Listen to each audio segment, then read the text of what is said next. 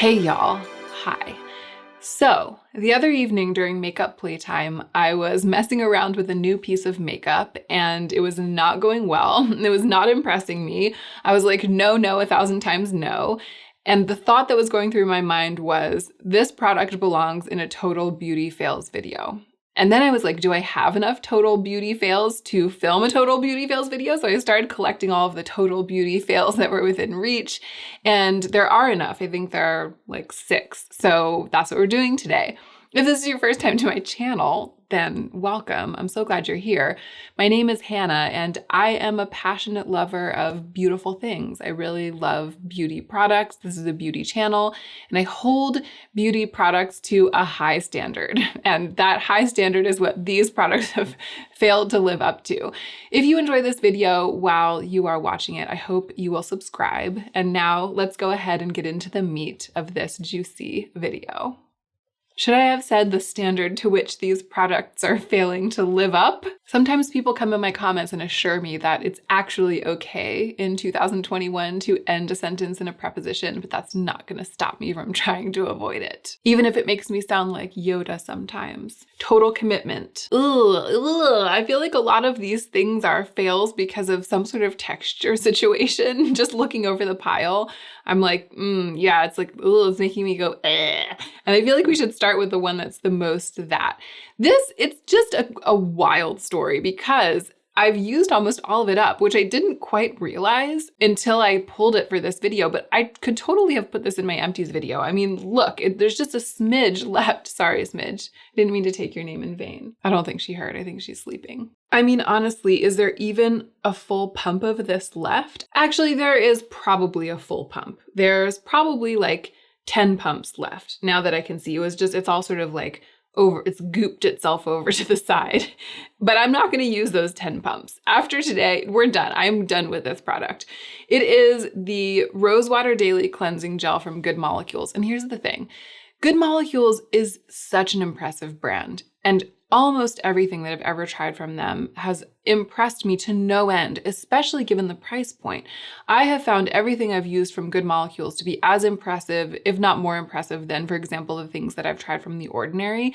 I think it's like a Beautylish brand that is styled after The Ordinary. So really lovely ingredients focused products, simple products that are just ingredient delivery mechanisms at very low prices. I love their cleansing balm.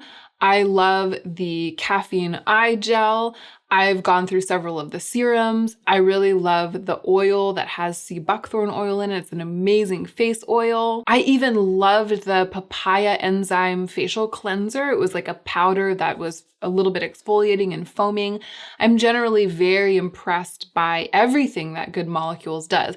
And this might be kind of a theme throughout this video because I think that everything, pretty much everything, most things are from brands that overall I love, some more than others. And of course, I'll talk about each one as I go through. But of all of the products, this is one of the ones. It's like one of the, there are actually a number of brands that usually impress me. But this one particularly, it's one of the ones that is a brand that usually impresses me. And this is like the one total fail on my end, like according to me, for my reasons that I'll get into in a minute. Total fail from the brand, a brand that I usually love. And I just want to be totally clear about that because I feel a little bit bad when it comes to a brand that usually gets it right. I don't want to besmirch the brand overall. I'm just letting you know that this product was a fail for me. The Rosewater Daily Cleansing Gel, a gentle cleanser to balance and brighten skin. It's supposed to be, and it is what it's supposed to be, a very simple, effective, easy cleanser that has pretty much no bells and whistles. So it's like a second cleanse. So I would use, because I wear makeup most days, I would use like a balm or an oil first to get that makeup off, and then go in with a cleanser like this, and it thoroughly washes everything away and leaves your skin clean. And it does do that. And I actually have no issue with its cleansing properties. Like it performs the task that it's supposed to perform. That's why I kept it in my shower even after I realized that I really didn't like it. And that's why I've used it almost all the way up, because it's been in my shower, and when I've had other cleansers to use, I've defaulted to them. And then in the gaps in between when I haven't had something, I've used this. And by doing that steadily over probably like 2 years, I've made my way through this entire product. I don't like using it because it reminds me of lube. Lube. Like, well, maybe you don't know. Lube. It's a slippery gel. It's pretty much unscented, I think, even though it says Rosewater Daily Cleansing Gel. Ugh. I'm trying to get I'm trying to unscrew it to smell it, to remind myself, and look at the gel. Do you see this? I'm gonna squeeze it out. We're gonna do it. I'm just gonna show you what it looks like. I want you to see what I've been suffering through in the shower the past 2 years whenever I haven't had a different second cleanse. I really hope that the microphone picked up that gross squidgy sound that it made when it squirted out. So yeah, it's totally unscented, which is probably a godsend for some people who can't handle scented things. I think that they did set out to make an incredibly mild cleanser when they made this, like totally non-irritating, effective. So this is what it looks like, like lube. And it doesn't foam up all that much. I think maybe a tiny bit, but it's not really a foaming cleanser. Yeah, you can kind of see it's starting to just turn a little bit. It's getting like a little bit white as I even just rub it on the back of my hand. So you can see it's like foaming a little bit, but it has like a very fine, very mild foam. It doesn't make big bubbles, which again is great. There's not a lot of astringent stuff in it. It's not soapy, and so it's not stripping. Everything about what it does is good, and I totally understand why they made it. And some people probably love it. I wouldn't go so far as to say it grosses me out, because I'm not really like a person who gets grossed out like that, gets like, I can't do it, can't take it, it's grossing me out, Even things that I can acknowledge are gross to me don't like gross me out. You know what I mean? I'll get grossed, but I don't get grossed out. And clearly this was not grossed all the way out of my life. It didn't gross me out of its life because I used almost all of it. But every time I use it, I was like, ugh. I was just it just felt a little bit icky because of the slippy texture, and because it didn't foam very much, and because it was totally unscented. It felt like I was using something on my face that wasn't actually meant to be a cleanser. I didn't find it satisfying to use. And I also, even though I know that it performs its task, because I didn't feel like I was on the same page with it when I was using it, it's like I didn't ever fully trust it, or I was kind of like, oh no, I don't have anything else. I've got to use this tonight. There was always a little bit of a sense that it wasn't really cleansing my skin, even though I'm sure that it was. If it were a cream and it did all of the same stuff, like if it was unscented and it didn't foam very much, but it was a cream visually and tactily, and it didn't have this sort of stretchy, goopy quality that can like dry into strings on the side of the thing, I think that I would probably have loved it. And I would probably be like, this is my top recommendation for people who want a completely unscented and very mild and effective cleanser. But the texture makes it a no-go for me. I'm very glad that it's like all of this was going on and I never really fully realized it. Like I didn't bring it to the forefront of my mind. I didn't articulate this to myself. I didn't say to myself in words, Hannah, this cleanser reminds you of lube and you're a little bit grossed out every time you use it and it's totally unsatisfying and there are way better things on the market. Just stop using it. Like that didn't happen until pretty recently with just like a couple of pumps left. But I've said it to myself now and I've said it to you as well. And I'm going to retire this and I won't buy it or use it again. For me, it's a total fail. It's like this cleanser that seems like a good idea on paper, but in practice is very unpleasant. Let's continue on with the skincare. I have 3 skincare products and 3 makeup products. So we'll get the other 2 skincare products out of the way. This one's kind of like a texture thing too. And this is another one where I'm continuing to use it, but I just don't like it. I feel like it was a really weird choice. So it's the I Do Care Cake My Day Hydrating Sprinkle Wash-Off Mask. Cake My Day is a hydrating, soft, creamy ice cream mask that is a sweet treat for the skin. Have sprinkles in the morning or at night using this formula infused with hyaluronic acid, squalane, and glacier water to deeply nourish the complexion with moisture. Do you want to see what it looks like inside? Ugh. Ugh. I keep having to unhook my thumb holes so that I can put gross things on my hands. Can you see the little speckles?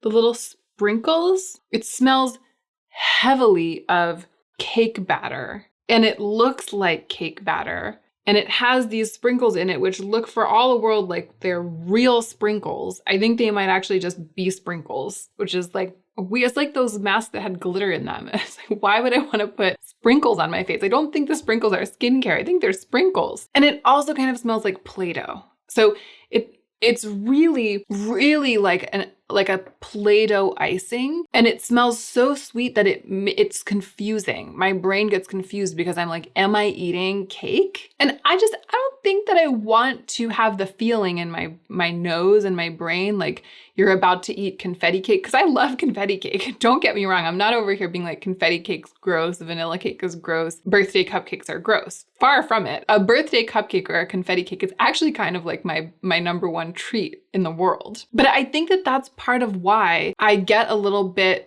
it's not actual queasiness. Like as I was saying before, I don't get grossed out like that. It doesn't turn my stomach. It sort of turns the stomach of my mind and my senses. And it just makes me a little bit sensually unsettled. And every time I use it, and I do continue to use it because the base product, what it is it's just a cream mask, just a hydrating cream mask. And I don't have anything like that right now. For a while I was using the Glossier Moisturizing Moon Mask, which I really love. When I take a long bath, which I try to do every other weekend or so, I like to have something like this to put all over my face to kind of like keep the moisture in and just like hydrate my skin the entire time, and kind of like a treatment for my skin. And I don't have anything else right now that serves that purpose. So the past couple of baths, I've like been getting my stuff together to take the bath, and I've been like, do I have a mask of some kind? And then I settle on this because I'm like, oh, it's the only thing that I've got going right now that I could use.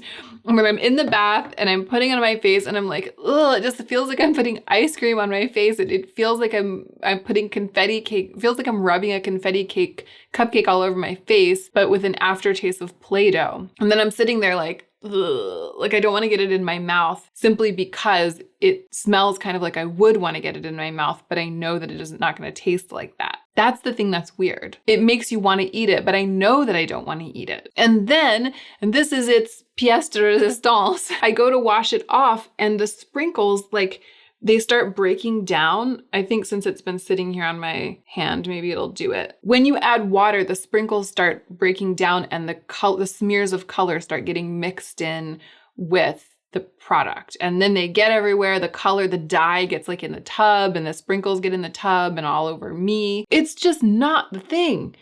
And here's why it's a fail to me. It's like, why would you take what I think is probably a perfectly good and perfectly effective skincare product, which is whatever the base formula of this mask is, because it's not messing up my skin.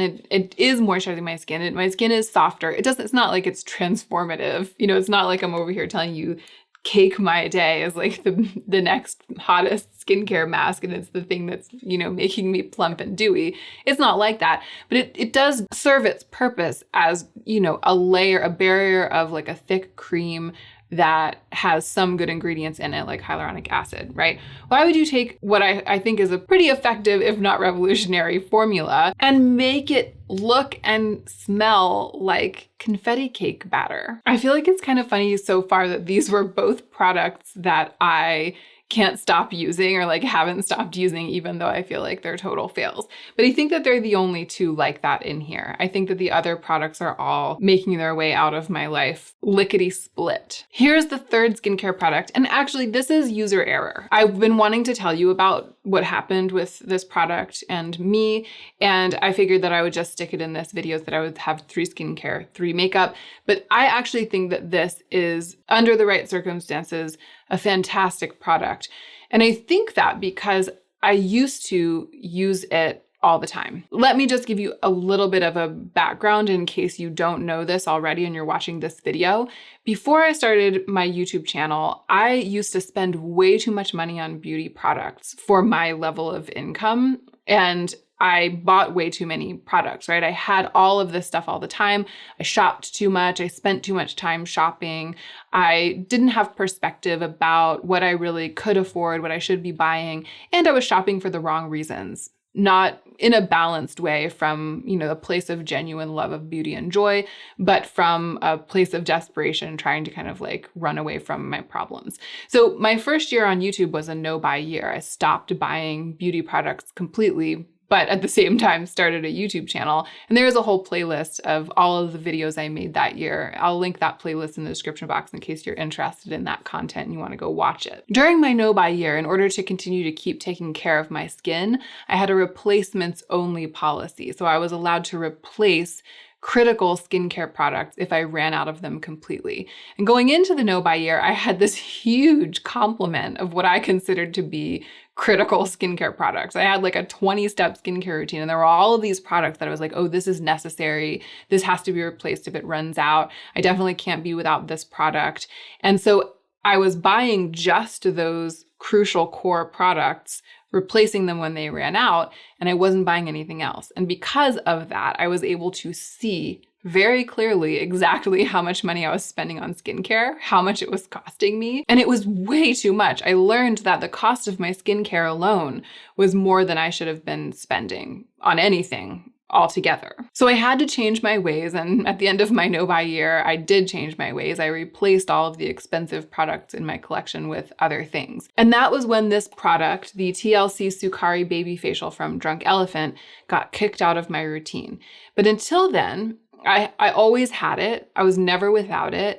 And I used it once or twice a week for like a full AHA, BHA treatment, exfoliating treatment, which is what it is. It's a very, very powerful, dense exfoliator. And by dense, I mean potent. And I can show you actually the texture as long as we're doing that. Let's just keep going. I'm just gonna roll my sleeves all the way up. We're doing away with the thumb holes for now. So here's the bottle.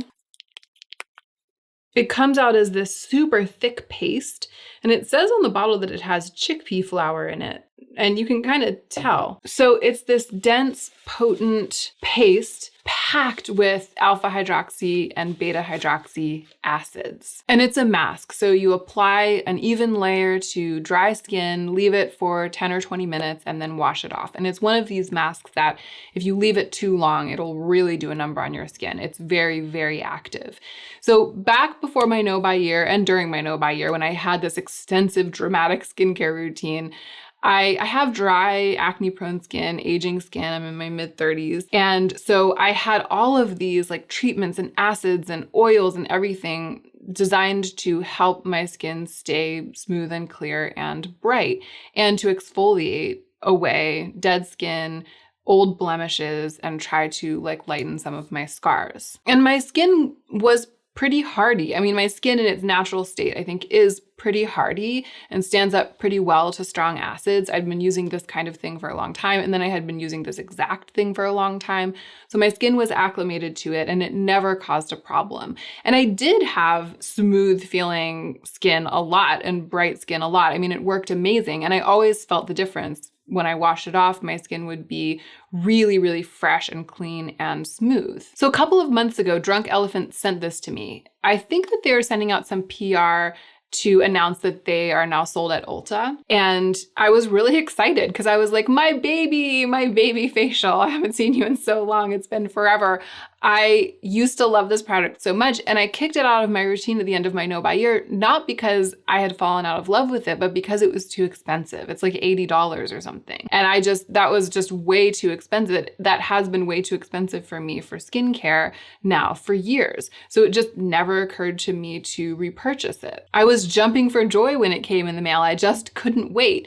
I did have a little bit of pause because my current skincare routine is vastly simplified compared to what it used to be. And the linchpin of my routine right now is a treatment from Curology that contains tretinoin, which is retinol.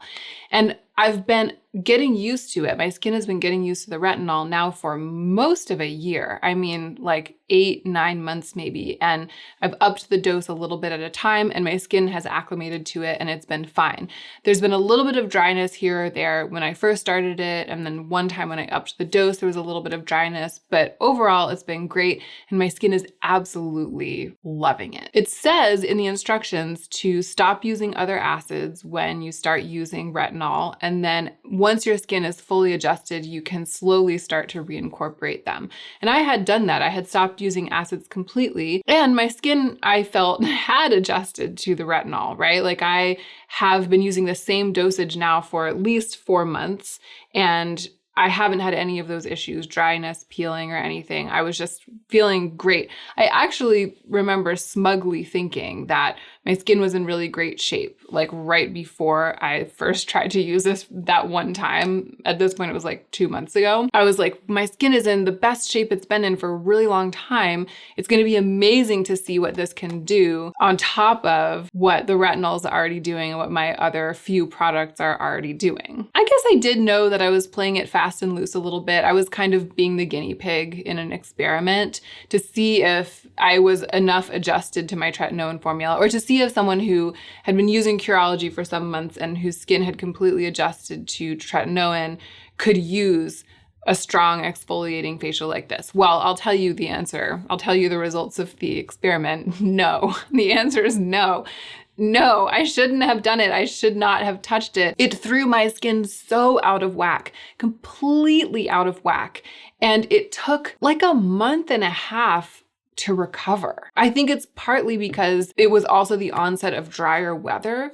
So I went into that fateful day feeling like my skin was in great shape and was super resilient and could handle anything. And I emerged from that fateful 20 minutes of having this on my face that day with really unbalanced and out of whack skin right as the seasons were changing and it was starting to get drier, and I was already going to have to work harder to moisturize my skin. I would have had to work harder to moisturize my skin anyway. And with what this did to, I guess, like the surface of my skin, the barrier of my skin, I didn't have a chance. And suddenly I was just like a dried up prune, and I had all of those peely bits, like, you know, when the very top layer of your skin's very dry and you can't apply any makeup without it kind of like catching on it, even though nothing's actually peeling off. Maybe if you don't have dry skin, you won't know what I'm talking about. But if you do, you'll probably really know. Compromised skin, like skin that has had the surface like disrupted and is not balanced. I think it probably like messed up the pH of my skin or something. You can't make makeup look good on it, which is really inconvenient for me as a makeup reviewer, because base products, when I was in that state, the couple times I've been through that over the past year or so, it's not a good time for me to review base makeup because I can't get a sense of how it's really going to look on normal skin or healthy skin. So I can't really report back properly. I feel like I think that this was like over at least a month and a half, if not 2 months ago, that I foolishly masked with this the one time, concurrent with my retinol treatment. Concurrent meaning that I've been using the retinol pretty much nightly. It wasn't like I used the retinol and then immediately turned around and used this. It's just that I was using it regularly. And then I used this and it totally messed me up. And I had to actually back off the retinol. Like I had to stop using it. I went back to like every third night. And then I started to get a couple of blemishes because the retinol is really the thing that's been keeping my acne at bay. So it's been a lot of seesawing back and forth, trying one thing and then the other, packing on moisture, masking with hydrating things, sleeping with thick layers of moisturizer on, just trying to get myself back to where I was. So the total beauty fail in this case was mine. I failed by using this product that used to work really well for me, 4 years ago before Curology. And also your skin changes over time, right? So just because it it treated me really well 4 years ago doesn't mean that it's going to treat me really well today, and it didn't. So this one, it's not even like a brand that I think is good that made one product that I think is bad. It's like a really great product that you just have to use with caution. You just have to know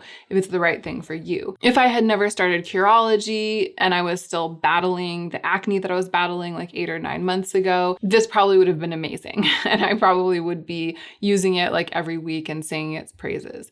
But as it is, it was a fail. Okay, let's get into the makeup.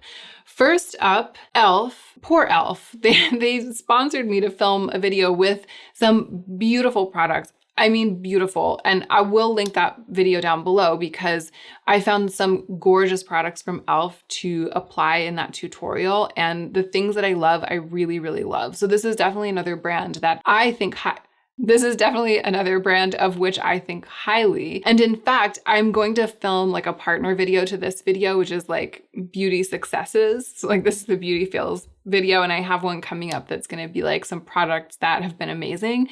And there's an e.l.f. product in that video, right? Like that's how good it can get. e.l.f. is like the little girl who had the little curl right in the middle of her forehead.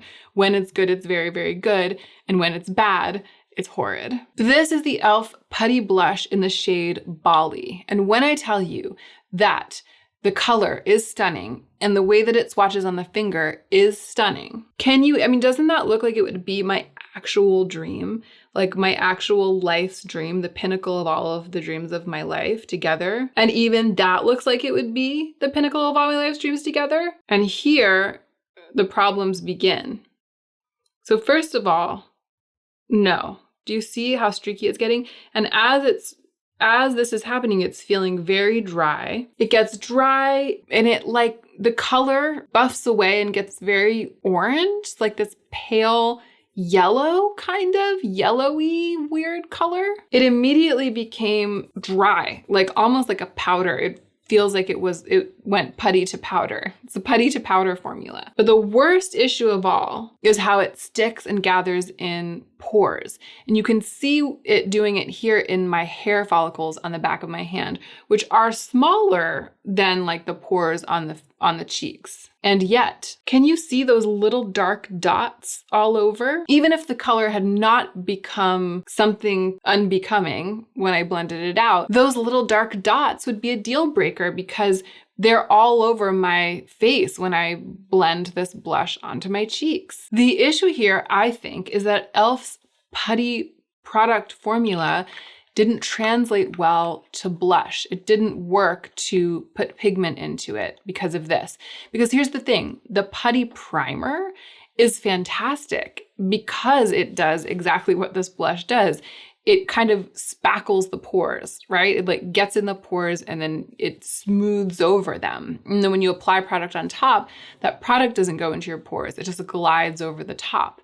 So it's fantastic quality in a translucent primer, but in a blush, it's a terrible quality because that dark pigment goes into the pores in the same way and then stands out. Those little dots stand out all over the face. I had high hopes for the putty blush, not only when I first saw that I was going to get to test it, but when I opened it, when I looked at it with my eyes, when I touched it with my finger, and then when I went to apply it, it was like, no, no, no. Ones across the board. I actually have another e.l.f. product here, and it pains me because because it's so beautiful. And the issue that I have with this isn't usually an issue that I have. In fact, other people have this issue, and I scoff at it when other people have this issue.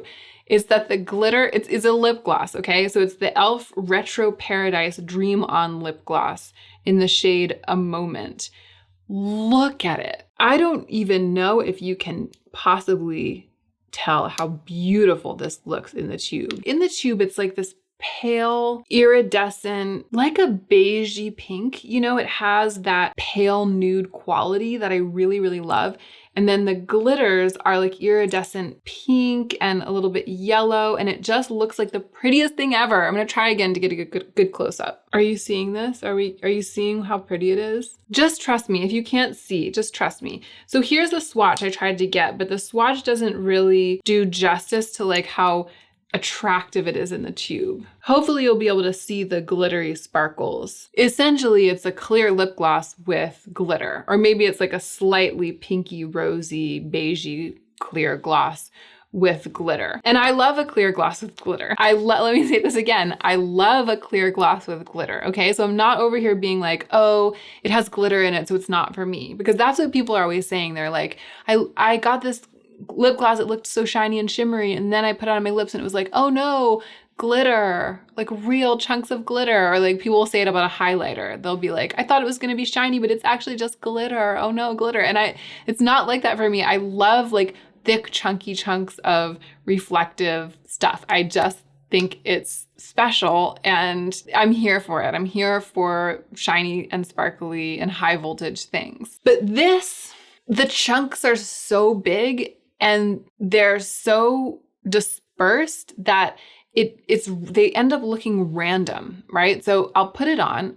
Should I sacrifice myself and put it on right now? I think I will. I'll be putting it on top of another gloss that I really, really love, actually. That's going to be in the Beauty Successes video. Oh, I'm glad I'm putting it on because it's reminding me of the other thing about it that makes it a fail. It has a really strong scent. So that does not look bad, right? But it smells like papaya or guava or something. Really, really strong tropical fruit, but very chemical at the same time. Like and it's getting in my mouth. It tastes like I accidentally got hairspray in my mouth or body spray. And I like sweet scented things. And I'm not over here being like everything must be unscented or something. It's just, they didn't do it well in this case. But that isn't what made it a total beauty fail. I feel like that would have been a drawback of this gloss if that were the only issue. It's so floral now in my mouth that it might be enough of a drawback that I wouldn't keep it. But here's the thing. It looks nice right now because the clear gloss is like all over my lips. But over even just the course of a short, 20, 30 minutes, especially if I'm sitting here talking, the gloss dulls a little bit, like the glossy part sort of wears away.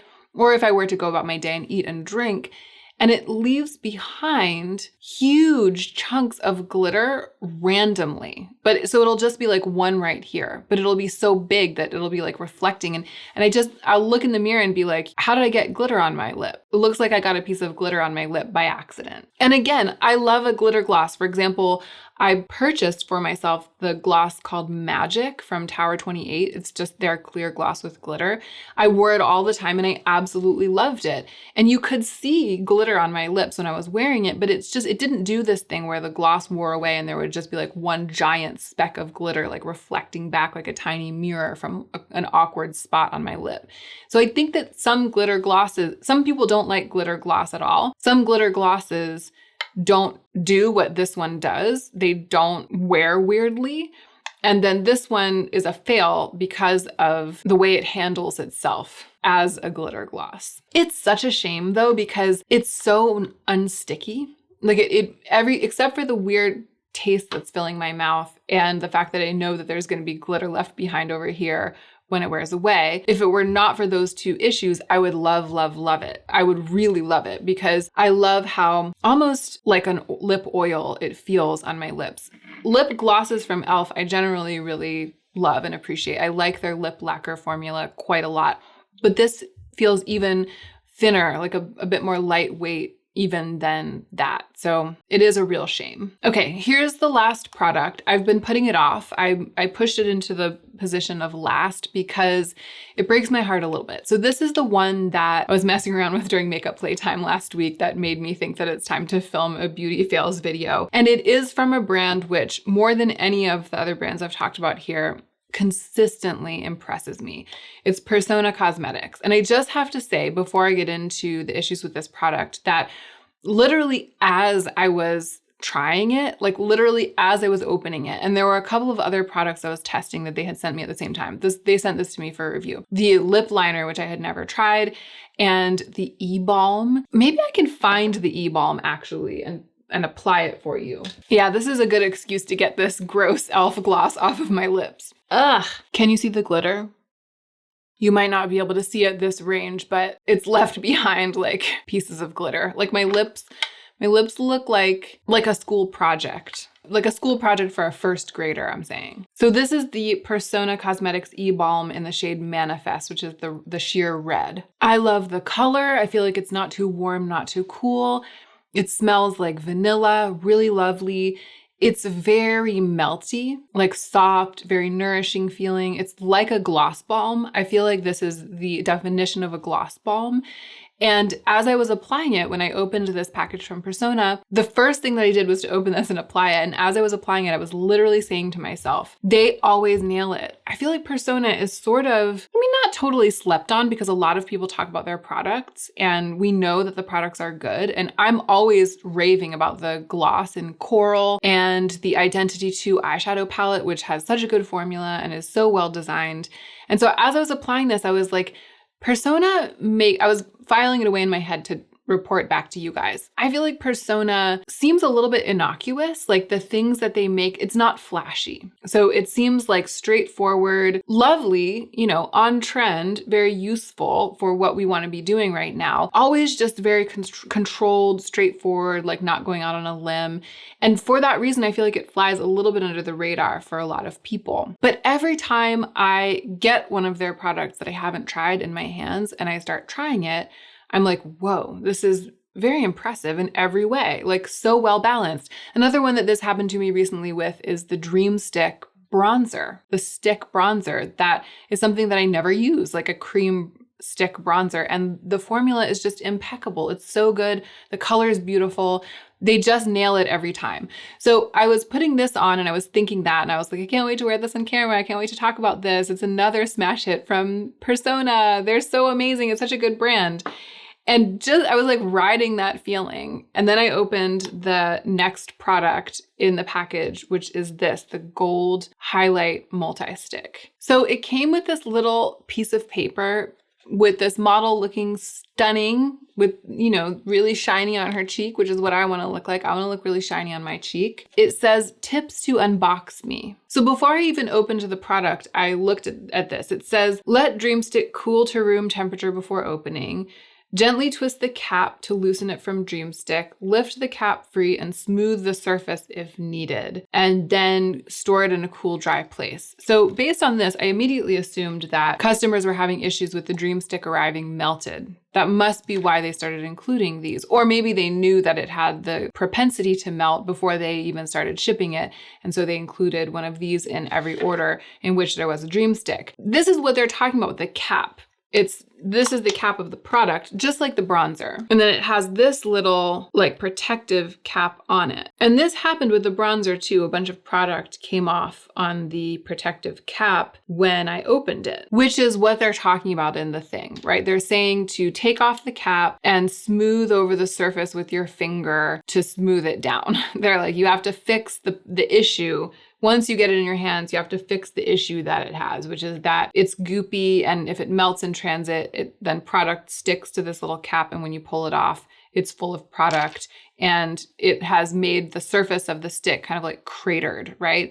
So this happened to the bronzer again as well, but I loved the formula of the bronzer, so I wasn't mad, right? I was like, this is a small price to pay for such a beautiful bronzer. And I didn't even think twice about it. But this, again, it's like a texture thing. It looks like translucent gray butter with gold glitter in it. Obviously, it's not going to have this sort of gray color on the face. I immediately put it onto my face that evening and blended it out, which I'll do right now on my hand. Beautiful, right? My cheek looked like this when I had it on my cheek, and my cheek looked beautiful. But it's beautiful because it's glossy with Vaseline, basically. And that is kind of what it looks like. It looks like kind of a stick of solidified grayish Vaseline. And then it also has these particles of gold glitter in it, like bright gold glitter. The gold is sort of like that yellow gold. Is it real gold? Is that the thing? Yeah, it's real gold. Okay, this is all making sense to me now. I feel like maybe what happened is that they got carried away with the excitement of creating a highlighter that has real gold in it. So it says, a clear highlighting balm infused with 24 karat gold flecks for a subtle everyday glow. So those little tiny pieces of gold glitter that I'm seeing in there, it's 24 karat gold. Not knowing that, and therefore not being influenced by the glamour of that or the luxury of that, I was like, this is gross. So it does make my cheek shiny when I put it on because the balm is wet in the way that Vaseline stays wet. And of course it reflects light. But I don't like wearing sticky things like that on my cheek, even though they make the skin look really wet and dewy, because stuff sticks to it. My hair, when my hair is not snatched like this, but also my hands, like I touch my face and, I'm not like rubbing my hands all over my face all day when I'm wearing makeup, but if you brush your face gently with a hand by accident or with your phone or something, when it has a balm like that, it transfers and it gets all over stuff and it's sticky and it's just not my thing. And I know that there are a lot of balms like this on the market, and for some people it's great. It's not an issue. And if you love a balm highlight and you love the idea of having flecks of 24 karat gold highlighting your skin, then this is made for you. And I'm sure that there are people for whom it's working beautifully. But I was very put off by its appearance in the stick and by the issue of the way that it's packaged. Again, I didn't mind that at all when it was the bronzer because I love the bronzer. And so I was like all in, and I was perfectly happy to mess with it a little bit. And I started using it right away anyway, so it got smoothed over anyway, and I've never thought twice about it. But I feel like in this case, it just made the whole experience that much more unpleasant and strange. The fact that this cap was like gooped up with product, it added a negative quality to the experience, given that the experience was already one of not feeling very excited by the presence of the thing in the tube, and then not feeling very excited by its qualities once it was blended out on my cheeks. Yeah, there are a lot of reviews on the site saying that people love the way that it looks and it really gives you that glow, but that it's kind of greasy and messy. I just feel like in a world full of highlighters that are cosmetically elegant, one that isn't cosmetically elegant doesn't impress me just because it has real gold in it. And that is it. 6 products that have been beauty fails on my end. I'm going to put my thumb holes back through now that I'm not swatching weird textures on the back of my hands anymore. So failures on my end, meaning that in some cases it's been user error with like a good product that just isn't the right thing for me. And in some cases it's just like a matter of personal taste. I feel like the formula of this blush isn't good, and I feel like the flavor of this lip gloss is really bad, but who knows? I mean, those could be subjective reactions as well. I mean, I wouldn't be surprised to learn that for each one of these products, there is a champion out there, if not a whole bunch of champions who really love it. And, some of these brands are brands that I really respect, especially Persona. And I feel bad. I hope that Persona doesn't get mad and cut ties with me because of this. I have to be honest about stuff, I mean, just because a brand sends me something for free doesn't mean that I'm going to hide it from you when it doesn't go well between that product and me. I'm always very grateful when brands send me products for review. And I just assume that brands know that if they send something to me for review, it means that it's coming to me for review, not for praise. You know what I mean? Products don't come in PR for me to just praise them. They come for me to review them. So I hope that everyone's on the same page about that. None of these fails has caused me to write the brand off completely. Far from it. I feel like these cases have actually proven that one bad product doesn't make a bad brand, or conversely, even the best brand sometimes makes a product that doesn't work well, especially for certain individual people. The moral of the story is basically that everything should be taken with a grain of salt. And now I'm going to go. I really appreciate you for being here. Hey, let's do a thing where we all put a beauty fail in the comment section. If you have something, if you were on YouTube and you were going to film this video, what would be the first thing on your list? I'm so curious to know what your beauty fails have been. Okay, that's it. I'll see you in the comments. And don't forget to take extra good care of yourself today so that you can be the most effective version of yourself as you do your work in the world.